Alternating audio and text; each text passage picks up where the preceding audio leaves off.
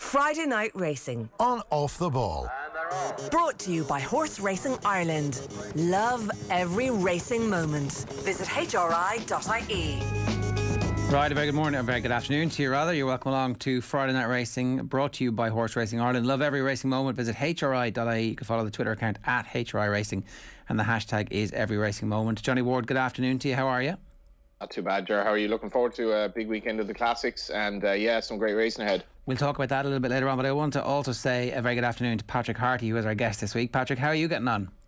Good, thanks. Thanks for having me on. We have a little bit of history in that you and your dad became the first official joint training partnership last week when you saddled a winner in Punchestown. This is obviously a long time in the making. Tell us why it's historic and how the rule change was important to you guys. Yeah, it's been a while in the making. It's the training partnerships have been on the go a long time in the southern hemisphere mainly. Dad's been quietly trying to get them brought in this country the last probably 5-6 years, and has had a big push on the last probably 2 or 3. I'd say we would have had them through last year with only for COVID coming along. Obviously, there are far more important things to concentrate on, but it was great to get them through, and it's fantastic.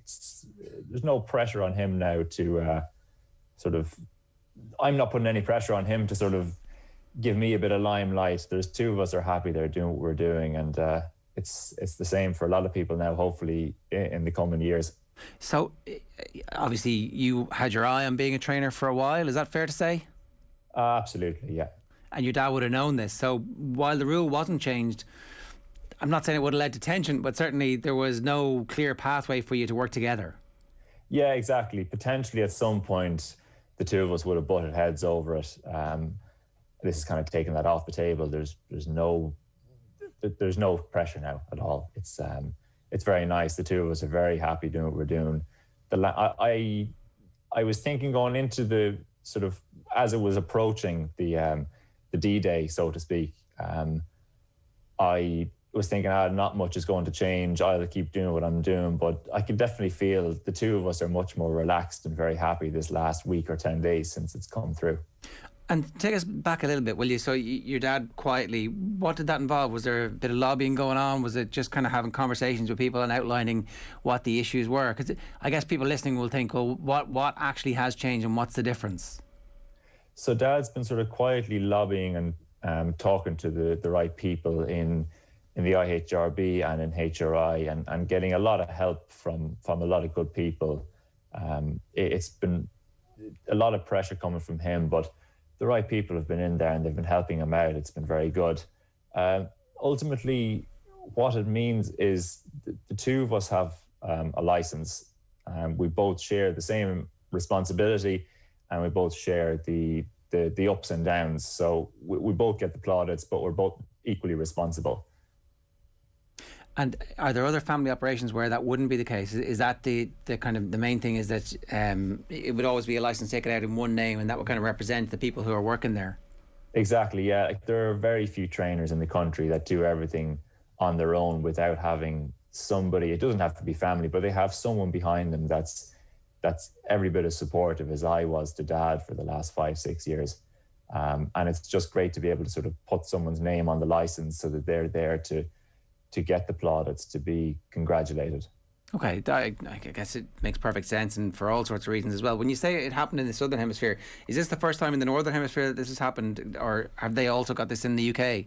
It was brought in the UK last year. Right. They were a little bit ahead of us. As I said earlier, I don't think we would have been too far behind them, but obviously COVID, there were far more important things going on, and nobody was in any rush to get this through until this year. We thought the start of the flat season might have been a good aim. You guys obviously get on quite well together and don't disagree on too much. Disagree on plenty. Okay. But it works. We try and we have plenty of issues with butting heads over this and that, but we like to try and at the start of every week just come up with a plan and make sure we're both pulling in the same direction. And you can butt your heads over little things then and have little arguments, but at least you're both pulling in the same direction with the same goal. Okay. Talk to us a little bit about your own experience, because I think you were away for a while, were you? Yeah, that's right. So when I finished school, I decided to take a year out. I went over to Nicky Henderson's for 6 months, and 6 months turned into a year, and a year turned into 5. And I had an absolute blast, learned an awful lot, made some great friends and connections. And I moved back home. It's approaching 6 years now. Initially just to help Dad out, and it's sort of just grown and molded into it and become part of the business.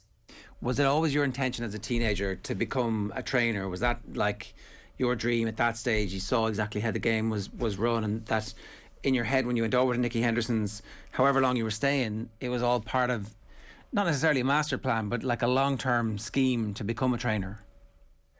At some point, it probably did click, but as a teenager, certainly when I was in my early teens, I hadn't an awful lot of interest in the horses. And then Dad, when he started training, I started to go racing and started to enjoy it.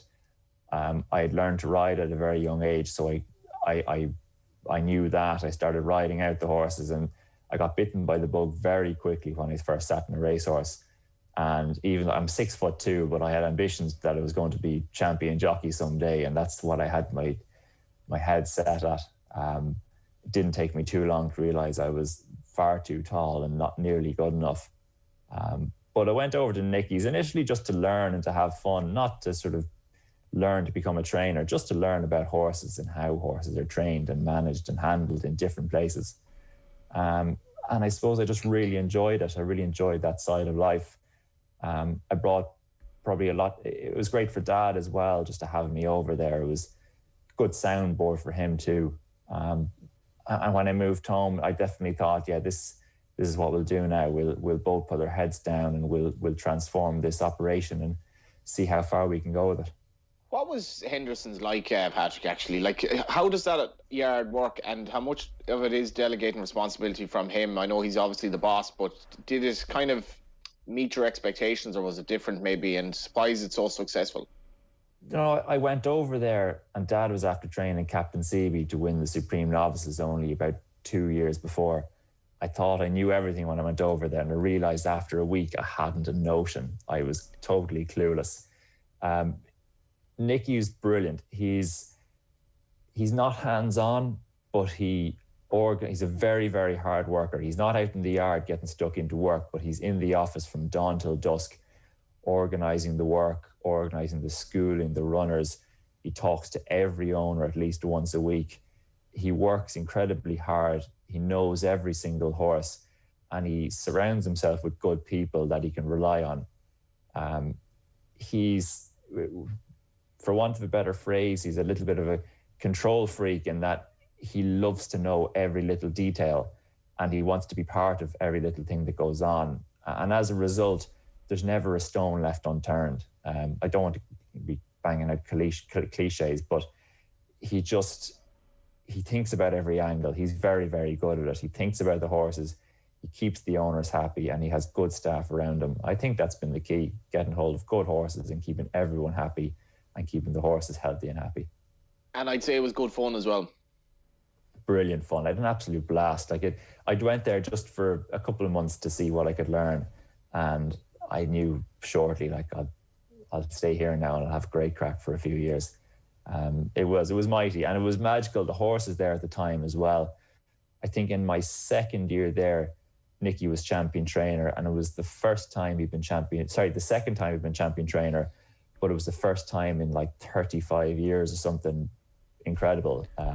First time since the 80s, something like that. It was massive. Like, we'd 7 winners one year. Sprinter Sacco was on the scene. Long Run won a Gold Cup. I lived in a semi-detached house, and the other half was owned by Conor Murphy, who won the £1 million bet. Like, it's just right. Some of the things that happened there, you didn't realize how special it was at the time, but looking back on it now, it was magical. I guess, like, you'd probably be a good person to talk about this after being there as well. The relationship between the stable lad and the stable lass and the horse is a really special thing. Like, I think it's almost something that racing doesn't quite sell big enough, like how beautiful that relationship can be. No, and it's no more important in Nicky's than anywhere else, but he does it so well. He's very, very conscious that each horse is looked after by the same person all the time. They try to keep the same rider on the same horse all the time, and just build a relationship and a bond that if anything's slightly amiss, that it can be flagged very quickly. But the horses there were cared for like nowhere else. It was incredible. Like he wanted just to spend time with the horse as well as just doing your job. Just spend some time with the horse. Just sort of create a bond. It was special. It was nice. A couple of things. What do you actually do when you get over there, like fresh off the boat? What is your job, and how does that change over the 5 years? So I went over there just to work. So I was mucking out and getting stuck in and riding out like everyone else. I was there as a stable lad, working hard, not earning an awful lot of money, which wasn't a bad thing because I'd have only spent it stupidly, I'm sure. But I just got stuck in and started at the bottom, really enjoyed it. I rode some very nice horses. I looked after some very nice horses. After about a year there, his pupil assistant left. Tom Simmons was the sort of main assistant at the time. He had left. There was a gap there where the pupil assistant was, and I moved into that. I spent a year doing that. What's a pupil assistant? Sorry. So a pupil assistant is kind of like so the assistant is kind of like the manager of the yard, and then there will be a pupil assistant there who's kind of, you're not earning much money, but you're there to learn, to watch. You're doing long hours, but you've got responsibility. You see a lot, you learn a lot. You're kind of Nicky's go-to man if you need something done. I did that for a year, and junior assistant is probably a better term. So I did a year as junior. Ben Pauling was there for that year, and he left, started training, and I got promoted to the senior assistant. So I was sort of left there as the manager of 140 horses, right, in the champion trainer's yard. And I was only 23 or 4 at the time. There's a lot of responsibility, but I took it on well. I'd like to think I did a fairly decent job of it. What a great crash course in how to run a yard. Yeah, absolutely. Like, look, he had a great team. Corky Brown was the head lad there, who's essentially the foreman, if you think of it in those terms. And his job was to just make sure the horses were healthy and well, and he looked after the staff. So I didn't have any issues with staff. It was mainly just organisational things that I was doing. But Corky had been there with Nicky since the very start, since day one when Nicky started training. Corky was there, and he stayed with them up until he retired about a year ago. About 40-year association, and that's pretty incredible. You need a really good man to do that with. Yeah, absolutely.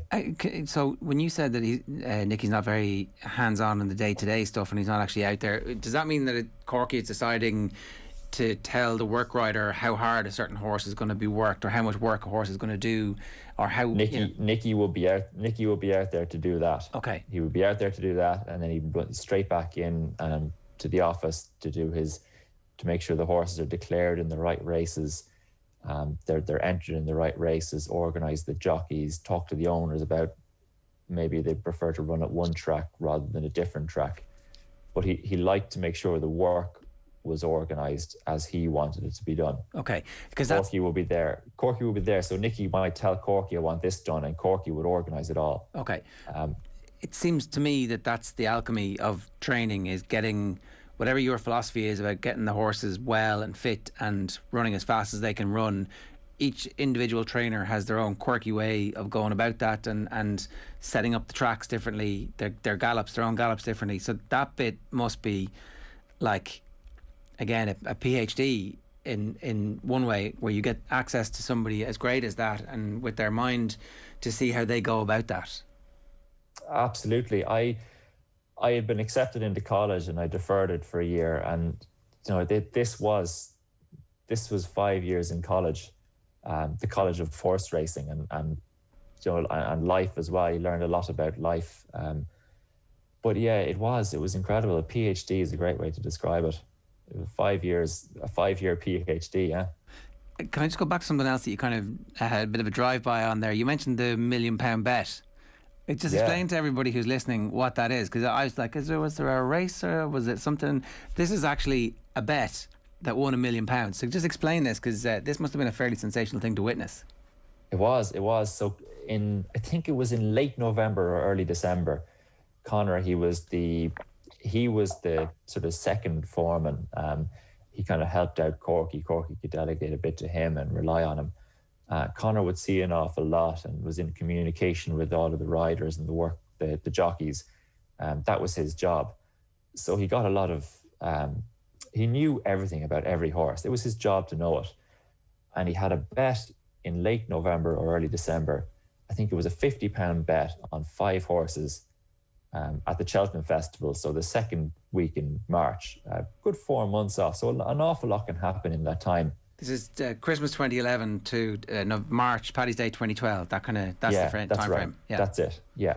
So a £50 bet, 5 horses, all horses had to win. And looking back on it now, I think he had great horses in there at great prices. He had Sprinter Sacra, Simon Sig, Bobsworth, Finian's Rainbow to win the Champion Chase, who looked very doubtful for a while. And it all came down, those 4 horses won, and it all came down to Riverside Theatre on Thursday. He had 4 out of 4 by the end of Wednesday, and he needed Riverside Theatre to win on Thursday to get his £1 million. And I don't know if anyone remembers the race, but the horse did everything he could to not win the race. He got in, he made mistakes at fences, he lost ground at crucial parts. And Barry Geraghty, you'd swear Barry had put the bet on. He rode him like he's never ridden another horse and got up on the line to win by the shortest of margins. It was just absolutely... And I used to ride out Riverside Theatre, so it was emotional for me anyway. And then I knew about Conor's bet. It was just, the guard went insane. For about a week, the place was bonkers. And I was going to ask, because you said you shared a house or the 2 semi-Ds side by side. What were the parties like that week? It was quiet for a couple of days because Conor just couldn't believe it. He couldn't really understand. He still didn't believe it. There was a small bit of not an issue, but I think when he put the bet on, it was 50 quid and it was actually to win 3.2 million. But the small print with the bookmakers was that the maximum payout of any bet was 1 million. So I think he tried for a while to see if he could get the 3.2 or get 2 or something like that, but it never came to anything. But it was great fun. He ended up leaving at the end of the year and moved to America and he's been training successfully in America since. So we had a great party at the end of the season as well for him to see him off. We had 7 winners at Cheltenham that week, so the parties anyway were great fun. I'd say. And then Conor in the middle of it all was just crazy, absolutely crazy. I guess, Patrick, you're essentially still a kid at that point. You don't realise that life isn't like this every year. That you said, these crazy things happen, and you kind of look back on them and go, wow, that was pretty amazing. Yeah, it was. Looking back on it now, you think, what a time it was. Will I ever witness, even not even experience, just witness things like that again?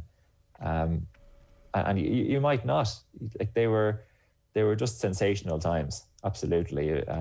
I was very, very lucky to be in that place at the right time.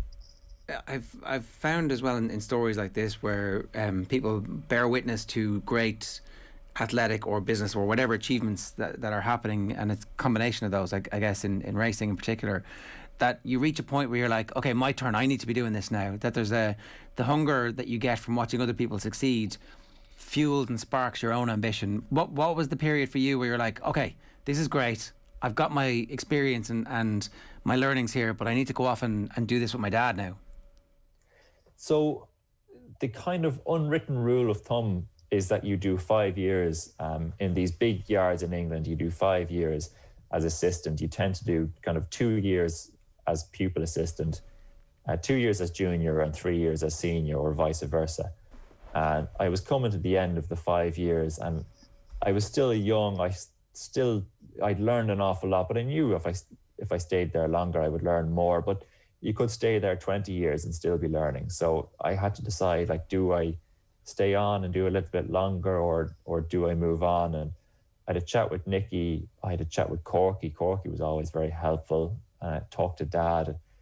We were considering maybe that I might go somewhere else. I could go to a different yard in England. I might go to a different country. And I thought things were going the right way at home with Dad, and he was interested in having me come back and come on board. And I was very interested at the time, and I definitely think I made the right decision. I came home. We had a great year, my first year at home. I thought I definitely made the right decision. Did your dad say much, sorry, Ger, about, you know, the economics, I guess, of training in Ireland? I'm sure you're well versed in that, and it's not easy. At the time, it never was mentioned at all. And I only sort of realised myself the last few years, it's bloody hard here. It is. It's there's good racing in the UK, but there's much more opportunities, a much bigger market.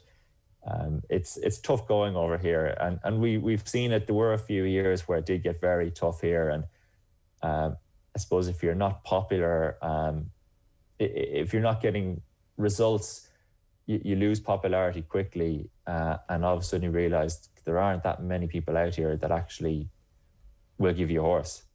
You've got to work hard at it, and you need to be lucky. When your luck is in, you got to roll with it. And so, what happens next now in terms of what your ambitions are as somebody who co-trains with your dad? What do you want your operation to become, Patrick? I'd love.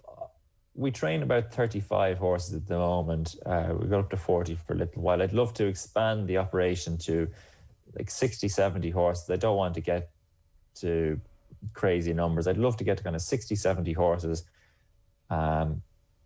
We've got a lot of commercial horses in the yard. So when I say commercial, they're here to run a couple of times, showcase their ability, and be sold to somebody else for profit, hopefully. Generally in Ireland, this happens. These horses are sold internationally. There's great hunger in the States, in Hong Kong, and in England as well. We've got quite a few commercial horses, so I'd like to increase our numbers over the next sort of 3 to 5 years, and maybe change our percentages to having less commercial horses and more horses here that are owned by people who just want to enjoy them and have them here for their career, rather than having the pressure of having to get a result on a specific day and sell it on. It can be frustrating to have a very nice horse in the yard that you know has a lot of ability, but you have to sell it. That's your job, is to produce it, to do its job on the race course, and sell it on to a different owner or a different trainer, or usually a different country. And it's a bit sad seeing those good horses leave your yard that you know are going to hit the headlines for somebody else. I'm sure it's very difficult when particularly it takes blood, sweat and tears to get them to the point where they're that good. It does, because you put in all the hard work to get them to a level where they can perform, and you know somebody else is going to get the plaudits for the rest of their career. But you do know that this is what you're getting into. And as if I always say to myself, if you do the job that you're asked to do by your clients, it's all you can do. You do your very best for your client. If they want to sell the horse, that's their prerogative. You know that usually from day one, and you can just hope that over time you can start to retain a few more of those horses, and just get us moving up the trainers championship, getting some nicer horses that are going to stay here. And I'd love to be competing in Group 1s at the Curragh every time they're on. I'd love to have classic horses. That's the long goal, the long-term ambition is to be there. But there's a lot of time and a lot of hard work between now and then. Before you go as well, am I right in saying you use Equinety? Yeah, we're not at the moment. No. Yeah. It was something that I was just I became aware of recently. Could you explain it to Jeremy? So the heart rate monitors. The horses there are heart rate monitors for horses. They take their horse's heart rate, obviously, but they also have a GPS chip in them, so they map their gallop, the speed they do, their stride length. You can use those three key data points to get an awful lot of information. Incredible stuff. And we were using them for a couple of years. They were very, very interesting. I just thought they were maybe clouding our judgment a little bit, and that we possibly weren't training the horses as well as we should have. Our judgment was clouded by this impressive speed data or a big stride figure or something like that. And rather than actually just looking at the individual horse and seeing how it worked and discuss with the work jockey what you thought, which is traditionally what you would always do, we were just getting a bit too caught up in data. We decided to sort of park them for a little while last year. We got 3 winners in quick succession. We thought, right, we'll stop using these now for a while and see what happens. And we've had a great start. We've had 6 winners this year. So I'd say we'll just leave them where they are for now. We won't be using them for the time being. That's really, I didn't know that, because, you know, if you look at football now, and this is even in at League of Ireland level, like, and way up, like, all of the players now have that GPS stuff that the kind of languid Berbatov type player can't probably get away with it anymore, because it'll show up that he ran a third of the distance of the number 6 or whatever. But at the same time, I do wonder, like, you know, the manager can probably get too kind of clouded in that as well. I thought we definitely lost an important element of how we train horses by using them. There are definitely enormous benefits to having heart monitors and all of the data that they provide. I just thought it was clouding our judgment too much. We weren't training the horses as well as we could. I think we'll probably go back to them at some point, but just for the time being, it's just a little bit more than we're probably capable of using at the moment. It's a really interesting frontier for the sport when you consider that some trainers are training by interval times, and most of the people who we speak to are training on feel and how they, you know, some of them are talking to the horses and the horses are talking back to them if what they tell us is true on a Friday afternoon here, and I certainly believe it when we get told it. It's like it is definitely one of those sports where it is so much about instinct still to this point, and most of the rest of the sports, as Johnny says, a lot of the instinct has come out of it. You think of the innovations in baseball in particular, but there's still definitely room for that little bit of magic in horse racing. Yeah, absolutely. The point will come where heart monitors and all the data it will be essential, but at the moment I think there are just so many variables that you can't rely on it. Like if you go out on a dry day on the Curragh, the ground is going to be totally different to a wet day, but the computer doesn't know that. So I just found it clouded it. But there definitely will be a day when it's all essential. Sorry, Pat. Yeah, my last question for you is Brian Clough. They said when you have an argument with the player, what happens? He said, you know, well, we talk about it for 20 minutes and we agree I was right. So what happens when you and your dad have an argument? We usually have an argument, and ultimately comes down to him. We might fall out for 5 minutes, but after 5 or 10 minutes, we've forgotten about it. No, we're pretty good. We're well able to lose our head, but we're pretty good at putting it behind us and moving on. Well, look, it's brilliant for you that you've managed to get the rules changed. It's always requires somebody to be the first through the door with it, and the Hartys are the first through it. And you know what? It's going to open up the opportunity for loads of other families and loads of other partnerships and loads of other great teams into the future as well. So congratulations to you and your dad, and we wish you the very best of luck and continued success. Thank you very much. Thanks a million. It's Patrick Harty, the trainer, joining us there this afternoon on Friday Night Racing. I don't know if you've seen the Ferguson documentary, but I've only seen the opening 20 minutes of it, and he's dying to watch it. Actually, he has a row with his dad. So his dad was like the whole way through telling him that he needed to look after himself before football matches, and he'd be making sure he'd be getting into bed early, you know, as a kid.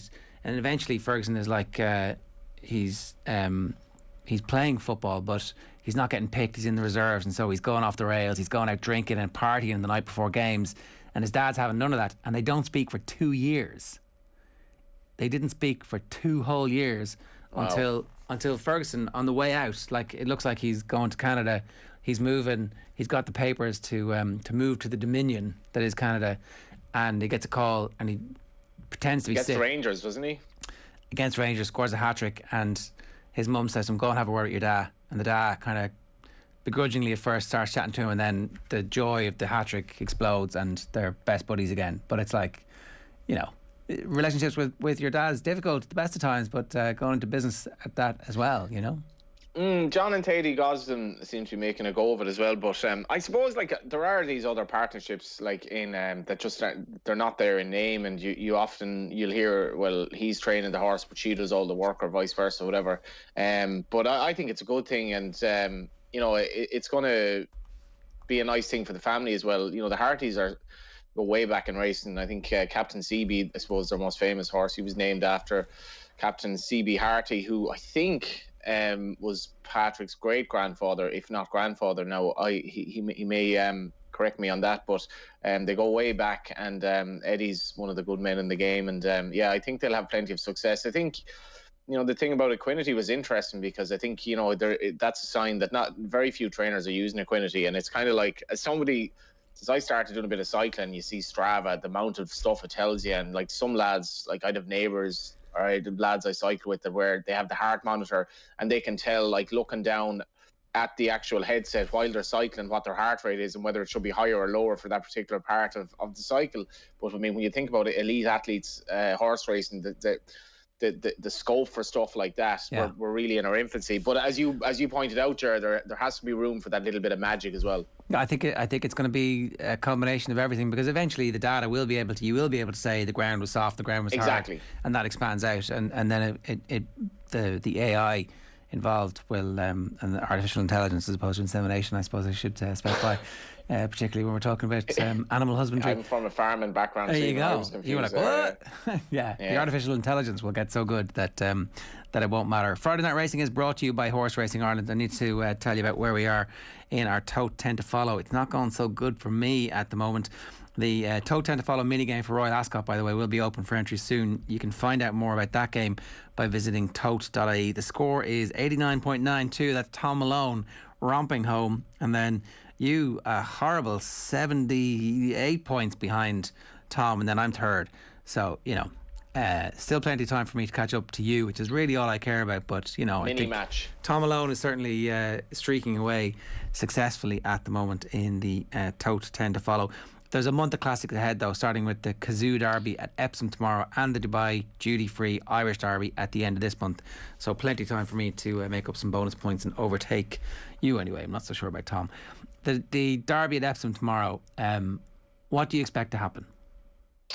I'm just watching back the last race at Epsom there, which was an absolute cracker of a Coronation Cup. The ground is definitely softer than I thought it would be. It is taking a bit of getting, which to me is a major negative for Santa Barbara today, because in the Oaks, because, you know, she has to prove, she says, 1.5 miles. I think her stablemate up the top of the betting, Divinely, I think, or up the top of the race card, could run well. I love Bolshoi Ballet, to be honest, sure. I've really liked this horse since he won his maiden. He's a beautiful stride on him.